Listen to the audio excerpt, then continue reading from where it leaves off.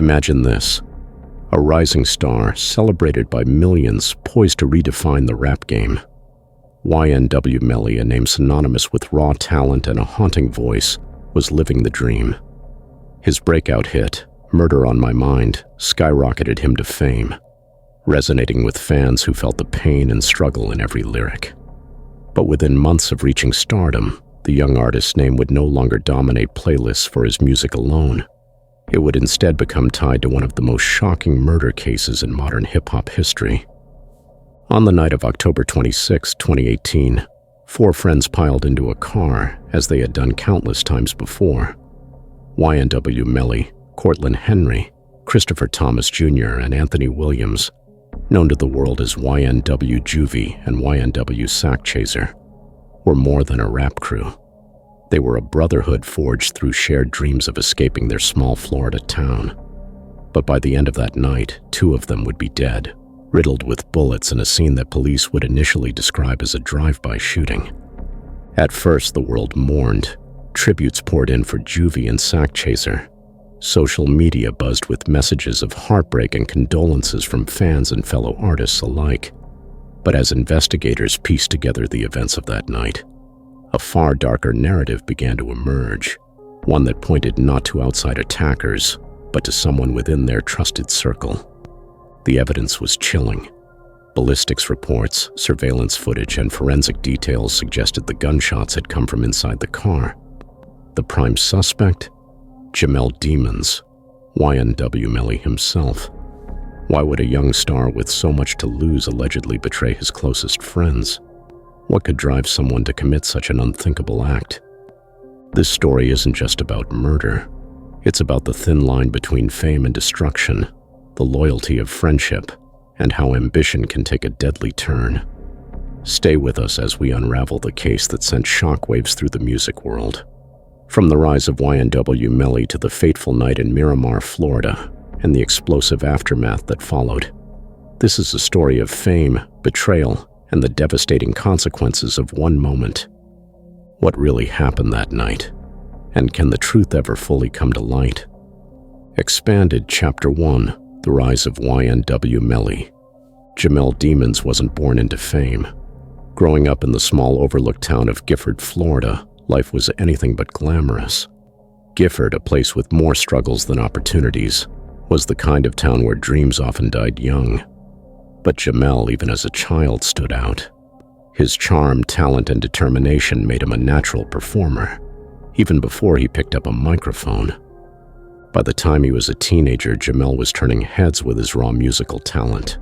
His ability to blend emotion with storytelling in his lyrics caught the attention of locals, and soon he adopted the name that would later echo through headlines: YNW Melly. He formed the YNW Collective with his closest friends, Anthony Williams, aka YNW Sakchaser, Christopher Thomas Jr., aka YNW Juvy, and Cortland Henry, aka YNW Bortlen. The group wasn't just about music, it was a brotherhood. They were 4 young men chasing a dream, trying to escape the cycle of poverty and violence that plagued their community. Juvy was known for his laid-back demeanor and infectious smile, while Sakchaser brought a bold, protective energy to the group. Together, they were unstoppable. Then came Murder on My Mind. The track, haunting and brutally honest, was unlike anything anyone had heard before.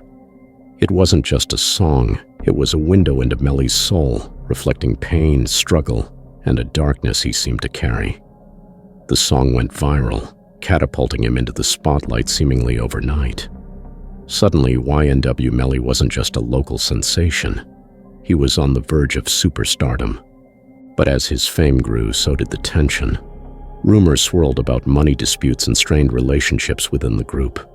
Some claimed Sakchaser and Juvy felt they weren't getting the recognition or financial rewards they deserved. Others whispered about jealousy, egos, and power struggles bubbling beneath the surface. To the outside world, they were a tight-knit group, but behind closed doors, cracks were beginning to show. What no one could have predicted was how quickly those cracks would shatter everything they had built. October 26, 2018, started like any other night for YNW Melly and his crew. Four friends, inseparable and full of ambition, got into a gray Jeep Compass. Melly, Juvy, Sakchaser, and Bortlen had been together countless times before, dreaming about their future as they navigated the streets of Miramar, Florida. But that night, the atmosphere was different, tense, heavy, as if something unspoken was simmering beneath the surface. The official story, as initially told by Bortlen and Melly, was tragic but straightforward. A drive-by shooting. They claimed that unknown assailants had opened fire on their car, fatally wounding Juvy and Sakchaser. According to the pair, they had raced to the hospital in a desperate attempt to save their friends, but it was too late. At first, the police had no reason to question their account. Drive-by shootings weren't uncommon in the area, and two young men had been senselessly killed. But something about the scene didn't sit right with investigators. As they examined the evidence, unsettling details began to emerge. Forensic experts analyzed the bullet trajectories and discovered something chilling. The shots appeared to have come from inside the car. The blood splatter patterns on the seats, windows, and dashboard didn't align with a drive-by. Instead, they told a different story. A story where the shooter was someone sitting just feet away from the victims. Surveillance footage from the area further deepened the mystery. The timeline didn't add up. Investigators found no evidence of a drive-by. No witnesses who had heard or seen a vehicle speeding away from the alleged scene. What they did find was footage of the Jeep driving in a circular route, something prosecutors would later describe as an attempt to stage the crime scene. As the pieces came together, police began to suspect the unthinkable. The murders weren't random acts of violence. They were planned, and someone inside that car had pulled the trigger. But who? And why? All eyes turned to YNW Melly, the young artist whose songs often touched on themes of death and betrayal, suddenly found himself at the center of a real-life tragedy. Fans and critics alike began poring over his lyrics, pointing to Murder on My Mind as a chilling premonition, or perhaps a confession in plain sight. Still, questions lingered. How could someone so close to Juvy and Sakchaser, someone they considered family, do something so horrific? Or was Melly being framed? The answers remained elusive, but one thing was clear. The truth about that night would turn their brotherhood into a tragedy no one would ever forget. As investigators continued to dig into the events of that fateful night, the evidence they uncovered painted an increasingly disturbing picture. Forensic reports revealed that the gunshots had been fired at close range from inside the car, ruling out the possibility of a drive-by shooting. The angle of the bullet suggested that the shooter had been seated in the same vehicle as Juvy and Sakchaser. Blood spatter patterns and ballistic analysis pointed to a calculated attack, not a random act of violence. Then there were the phone records. Police obtained Melly's phone data, which placed him at the scene of the crime, contrary to his initial claims. Even more damning, they found text messages and social media activity that prosecutors alleged hinted at premeditation. One particularly haunting message allegedly sent by Melly read, "I did that." Though his defense team argued it was taken out of context, it added fuel to the fire of suspicion surrounding him. As these revelations came to light, the case exploded in the media. It wasn't just another crime story. It was the fall of a rising star, a young artist whose music had touched millions, now accused of killing his closest friends. Headlines splashed across major outlets like Rolling Stone, The New York Times, and Complex, each detailing the grim twists and turns of the investigation. Social media erupted with debates about Melly's guilt or innocence. Fans rallied around him, flooding platforms with hashtags like #SongFreeMelly, convinced he was being targeted because of his fame and controversial lyrics. Others pointed to his haunting track Murder on My Mind as a dark foreshadowing, or even a confession. The song's eerie chorus, combined with Melly's chilling delivery, took on a new and sinister meaning in light of the charges. Even celebrities weighed in. Kanye West, who had collaborated with Melly on the song Mixed Personalities, remained notably silent about the case, sparking rumors about whether he was distancing himself. In contrast, rapper Kodak Black posted a cryptic message of support for Melly, suggesting the industry wasn't ready for someone as raw and real as him. "They want to see us fail," Kodak wrote. The post ignited fierce debates online, with some arguing that Melly's talent was being overshadowed by the allegations. But while Melly's supporters held fast to his innocence, prosecutors believed they had uncovered a motive that shattered any illusions of loyalty within the YNW collective. According to investigators, there had been tension brewing within the group for months. Sakchaser and Juvy, they alleged, were demanding a larger share of the profits as Melly's star began to rise. There were whispers of threats, arguments, and a growing sense that the group's once unshakable bond was fraying. Some speculated that Melly, feeling cornered, saw his friends as more of a liability than an asset. Others believed paranoia had taken hold, fueled by the pressure of fame and success.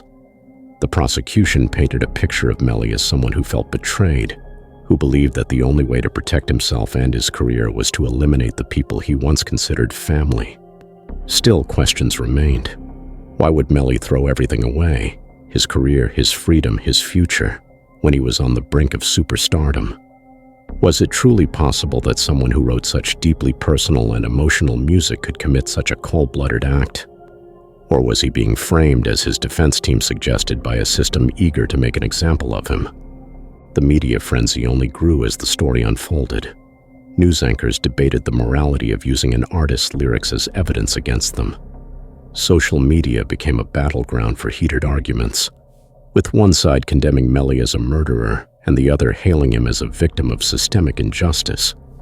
For the families of Juvy and Sakchaser, however, the headlines and hashtags meant little. They were left with an unfillable void, mourning the loss of two young men whose lives were cut tragically short. Sakchaser's mother gave a tearful interview, pleading for justice for her son. Juvy's family remained largely silent, choosing instead to grieve privately. As the case gained momentum, the music world watched in stunned silence. YNW Melly had gone from a rising star with the world at his feet to an accused killer fighting for his life. The weight of the evidence was mounting, but the truth of what really happened that night remained just out of reach. As the evidence against YNW Melly continued to mount, the inevitable happened. On February 13, 2019, Melly turned himself into police, accompanied by his legal team. Dressed in a hoodie, his face obscured, he walked into the Miramar Police Department, knowing full well the gravity of what lay ahead. Hours later, he was booked on 2 counts of first-degree murder, a charge that carried the possibility of the death penalty. News of his arrest spread like wildfire. Melly posted a statement on Instagram before surrendering, writing, "To all my fans and supporters, I am turning myself in today. I want you guys to know I love you and appreciate every single one of y'all.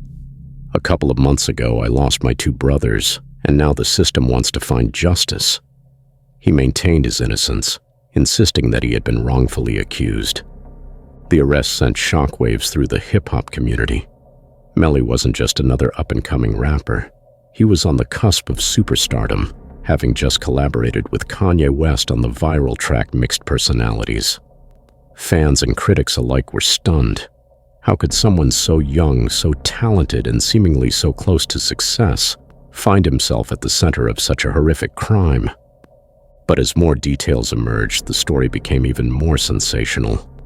Prosecutors alleged that Melly had not only orchestrated the murders of Juvy and Sakchaser, but had also conspired with Cortland Henry, aka YNW Bortlen, to stage the scene as a drive-by shooting. The two had reportedly driven the bodies of their slain friends around for hours, plotting how to make it look like an attack from outside the vehicle. Surveillance footage showed the gray Jeep Compass pulling into a hospital parking lot with bullet-riddled bodies inside. Bortlen, who had initially told police they were ambushed in a drive-by, appeared on camera looking calm as he walked into the emergency room. His demeanor raised suspicions, and when the forensic evidence didn't match his story, police began piecing together what they believed had really happened. The double arrest, Melly and Bortlen, dominated headlines, with many outlets portraying Melly as a rising star who had succumbed to his darkest impulses. Major news networks and blogs dissected every piece of evidence, every social media post, and every lyric, searching for answers. Critics of hip-hop culture used the case as an opportunity to vilify the genre, pointing to Murder on My Mind as proof of glorified violence in rap music. Others argued that Melly was being unfairly judged based on his art, conflating fiction with reality. The frenzy reached a boiling point when Florida prosecutors announced they would seek the death penalty. The statement, released to the public, painted a grim picture of Melly as a cold-blooded killer who had carried out a calculated execution of his friends for personal gain. The prospect of such a high-profile trial, complete with the specter of capital punishment, turned the case into a national spectacle. Meanwhile, Melly's fan base refused to back down. Social media erupted with hashtags like #MarkFreeMelly, while his music continued to rack up millions of streams. Supporters insisted he was being framed, that the system was out to destroy a young black artist who dared to rise above his circumstances. Melly himself remained defiant, smiling in his mugshot as if to suggest that he would emerge from this ordeal unscathed. The case also sparked heated debates within the music industry. While some artists distanced themselves from Melly, others showed public support. Rapper Lil Durk tweeted cryptically about loyalty and betrayal, leading fans to speculate whether it was directed at Melly's situation. DJ Academics, a prominent hip-hop commentator, regularly posted updates on the case, fueling the ongoing debate among fans. Even mainstream outlets like The Breakfast Club covered the story, dissecting its implications for both Melly's career and the larger conversation about rap lyrics being used in criminal cases. The media circus surrounding the case created a polarizing divide. To some, Melly was a victim of the system, another young artist targeted because of his success and controversial lyrics. To others, he was a dangerous individual who had turned on his own friends, betraying the very people who had helped him rise to fame. While the public fought over Melly's innocence or guilt, two families grieved. The families of Juvy and Sakchaser were forced to watch as the deaths of their loved ones became fodder for tabloid headlines and internet conspiracy theories. Juvy's mother gave a tearful interview to a local news station, describing her son as a loving, ambitious young man who had dreams of building a better life for himself and his family. Sakchaser's sister, in an emotional social media post, called for justice, writing, "He trusted the wrong people. My brother didn't deserve this." Amid the chaos, the case became larger than life, a collision of fame, tragedy, and the darker undercurrents of the music industry. But as more evidence came to light and the trial loomed closer, one question remained unanswered. Was Melly truly a mastermind behind a cold-blooded plan? Or was he a scapegoat in a story far more complicated than it seemed? The world could only wait to see how the truth would unfold in the courtroom. The role of Cortland Henry, also known as YNW Bortlen, became a critical element in the case as investigators worked to piece together the events of that fateful night. While YNW Melly faced the most damning accusations as the alleged triggerman, Bortlen's actions after the murders drew intense scrutiny. According to prosecutors, Bortlen wasn't just an accomplice. He was instrumental in staging the crime scene and attempting to mislead authorities. Surveillance footage captured the gray Jeep Compass pulling into the parking lot of Memorial Hospital Miramar, with Juvy and Sakchaser's lifeless bodies inside. Bortlen stepped out of the vehicle and walked into the emergency room, calm and composed. He told hospital staff that they had been ambushed in a drive-by shooting, a story he later repeated to the police. However, inconsistencies in his account quickly raised red flags. Ballistics evidence and forensic analysis contradicted his claims. The bullet trajectories, the angle of the shots, and the blood spatter inside the vehicle all suggested that the shooting had occurred from within the car, not from outside as Bortlen had stated. Investigators also pointed to surveillance footage that showed the car driving in a circular route before arriving at the hospital, an alleged attempt to stage the crime scene and buy time to fabricate a story. Prosecutors alleged that Bortlen and Melly had conspired together, not only to carry out the murders, but to create a false narrative to cover their tracks. The evidence, they argued, painted a picture of cold calculation. Bortlen's demeanor, his attempts to delay law enforcement, and his willingness to help stage the scene turned him from a passive witness into an active participant in the alleged crime. Bortlen's legal team, however, pushed back hard. They argued that their client was merely following Melly's lead, caught in the chaos of a traumatic event. They claimed that he was not involved in the planning or execution of the murders, and that his actions after the fact were driven by fear and confusion. The courtroom became a battlefield of narratives. Prosecutors painted Bortlen as a willing accomplice, someone who helped cover up a heinous crime for reasons that remained unclear, whether it was loyalty, fear, or self-preservation. Meanwhile, the defense insisted that Bortlen was a victim of circumstance, a young man swept into a nightmare beyond his control. As Bortlen's role became clearer, so too did the broader implications of the case. It wasn't just about whether Melly or Bortlen pulled the trigger. It was about trust, loyalty, and the devastating consequences of betrayal. The story that had once been about four close friends chasing a dream now seemed like a cautionary tale of how ambition and fame could corrupt even the strongest bonds. Inside the courtroom, the case took on an even darker and more intense tone. Every detail of the murders, the evidence, and the relationships between the four friends was laid bare for the world to see. The trial was not just a legal proceeding, it was a public spectacle, a theater of emotions, accusations, and competing narratives. Prosecutors laid out their case with precision, presenting the forensic evidence that they argued placed the gun in Melly's hand. Ballistics reports showed that the shots fired were consistent with someone sitting in the back seat of the vehicle where Melly had been that night.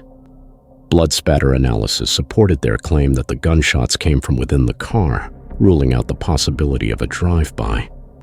Phone records became another key piece of evidence. Data from Melly's cell phone placed him at the scene of the crime, contradicting his initial claims. More damning were the text messages and social media activity that prosecutors alleged showed signs of premeditation. One message in particular sent chills through the courtroom. Allegedly sent from Melly's phone after the murders, it read, "I did that." While the defense argued the message was taken out of context, its impact on the jury was undeniable. Witnesses were called to testify, including forensic experts, law enforcement officers, and even individuals from Melly's inner circle. Each testimony added new layers to the story, creating a patchwork of evidence that was both compelling and deeply unsettling. Prosecutors emphasized the alleged motive, rising tensions within the group, disputes over money, and a growing paranoia as Melly's fame began to eclipse his relationships. The defense, however, fought back just as hard. Melly's lawyers argued that the evidence was circumstantial, that there was no definitive proof tying him to the murders. They pointed to inconsistencies in the investigation, suggesting that the police had rushed to judgment because of Melly's celebrity status and controversial lyrics. As the trial unfolded, it wasn't just the evidence that captured attention. It was the emotional toll on everyone involved. Family members of Juvy and Sakchaser sat in the courtroom, listening to graphic details about the deaths of their loved ones. Their grief was palpable, their heartbreak visible in every tear and every strained expression. At the same time, Melly's family and supporters showed unwavering loyalty, standing by his side despite the mounting accusations. The media attention only heightened the drama. Reporters packed the courtroom, and social media buzzed with updates, theories, and debates. News outlets dissected every twist and turn of the trial, while fans continued to flood platforms with messages of support or condemnation. The trial became a cultural flashpoint, raising broader questions about loyalty, betrayal, and whether an artist's work should be used against them in court. Melly himself remained an enigmatic figure throughout the proceedings. At times he appeared calm, even smiling, as if confident that he would be exonerated. Other moments revealed a more somber side, as the gravity of the situation seemed to weigh on him. His demeanor kept the public guessing. Was this the composure of an innocent man, or the confidence of someone who believed he could outmaneuver the system? For those in the courtroom, the stakes couldn't have been higher. On one side were the grieving families of two young men whose lives had been brutally cut short. On the other was a rising star, fighting not just for his career but for his very life. The truth, elusive and shrouded in layers of conflicting narratives, lay somewhere in the tension between these two worlds. And as the trial progressed, the question on everyone's mind was the same. Who would the jury believe? As the trial dragged on, its emotional toll became impossible to ignore. The courtroom was a stage for grief and anger and uncertainty, with with the families of Juvy and Sakchaser at its heart. For them, the proceedings were not just about seeking justice. They were a painful reminder of the lives they had lost. Juvy and Sakchaser were more than names and headlines. They were sons, brothers, and friends whose absence left an unfillable void. Sakchaser's mother, in particular, became a symbol of quiet resilience, often seen holding a picture of her son as she entered the courthouse. Her tears during testimony were a heartbreaking reminder that behind every piece of evidence, every forensic analysis, were two young men who would never get to live out their dreams. Juvy's family, while more private, expressed their pain through a heartfelt statement after one day in court. "He was taken from us in the most violent way imaginable, and all we want is the truth to come out." Yet for all the heartache, there was also frustration. The families were forced to endure the relentless media frenzy that turned their personal loss into a public spectacle. Every new piece of evidence, every development in the trial, became fodder for headlines and social media debates. While some expressed sympathy for the families, others questioned the motives behind the case, arguing that Melly was being unfairly targeted. For the families, this polarization only added to their pain, as their loved ones' deaths became a topic of online arguments rather than the personal tragedy it was. Melly's supporters, meanwhile, remained steadfast. They argued that the evidence was circumstantial, that the legal system was unfairly biased against a young black artist who had risen too quickly. The #LockerFreeMelly hashtag continued to trend, and his music was streamed millions of times even as the trial unfolded. Some fans even wore Justice for Melly t-shirts, insisting that he was innocent and had been wrongfully accused.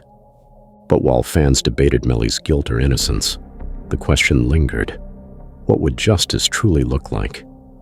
For the families of Juvy and Sakchaser, it was about accountability. For Melly's supporters, it was about proving that fame and artistry could not be used as weapons against him. For the world watching, it was a complex mix of emotions: a desire for the truth, sympathy for the victims, and fascination with the rise and fall of a rising star. When the trial concluded, the story was far from over. Whether Melly was convicted or exonerated, the impact of the case would ripple far beyond the courtroom. It would leave an indelible mark on hip-hop culture, the legal system, and the families of the young men whose lives were forever changed that night. This tragedy wasn't just about murder. It was about broken dreams, shattered trust, and the devastating consequences of decisions made in a single fateful moment. And while the courtroom offered a place for evidence and testimony, it could never fully answer the most haunting question of all: why? As the years passed, the legacies of Juvy and Sakchaser remained vivid in the minds of their loved ones. For Melly, the trial became a defining chapter in his life, overshadowing his once promising career. And for fans and critics alike, the case served as a sobering reminder of how fame, ambition, and loyalty could collide in the most tragic ways imaginable. Now we want to hear from you. What do you think really happened that night? Do you believe the evidence against YNW Melly is as strong as the prosecution claims? Or do you think the system is unfairly targeting him, using his fame and lyrics against him? Leave your thoughts in the comments below. And as we reflect on this case, let's also remember to show respect for the families of Juvy and Sakchaser.